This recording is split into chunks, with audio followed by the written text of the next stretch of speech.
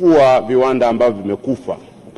Swali la kwanza, kwa kuwa ahadi hii ya mwekezaji huyu kufufua kiwanda cha korosho Tunduru imekuwa ni ya miaka mingi na ameendelea kutumia kiwanda kile kama ghala la kuhifadhi korosho kinyume na mkataba wa kubangua korosho, na kwa kuwa ndani ya bunge hili Mheshimiwa Rais aliahidi kufufua viwanda kwa kushirikiana na vyama vya ushirika, serikali haioni umuhimu wa kuvunja mkataba ule na kukikabidhi kiwanda kile kwa chama kikuu cha ushirika Tunduru kwa maana ya TAMCU. Swali la pili, kwa kuwa katika nchi ambazo zimepiga hatua kubwa katika tasnia ya ubanguaji wa korosho, modeli ambayo imefanya kazi vizuri sana kama vile Vietnam na kule India ni ya kuwawezesha wabanguaji wadogo wadogo,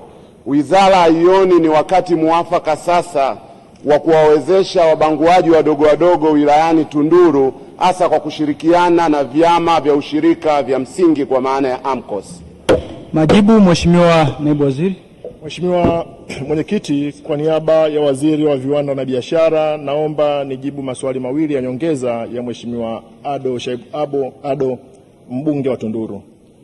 Mheshimiwa Mwenyekiti, kwanza nikiri, ni kweli Mheshimiwa Rais alitoa ahadi ya kufufua kiwanda cha kubangua korosho wilayani Tunduru, lakini pia Mheshimiwa Mwenyekiti, naomba nizungumzie dira ya maendeleo kwa maana ya Vision 2050. Sekta binafsi ndio msingi ambao tunaenda kuimarisha mnyororo wa thamani, lakini nguzo kuu ni uchumi imara, jumuishi na shindani. Katika hilo, utekelezaji wa ahadi ya Mheshimiwa Rais tumeanza kusimamia utekelezaji wake. Hivi tunavyozungumza, mwekezaji ameahidi ndani ya msimu huu wa 2026 anaenda kuanza shughuli za uzalishaji, lakini pia tumekuwa tukitoa hamasa kwa sekta binafsi, hasa vyama vya ushirika.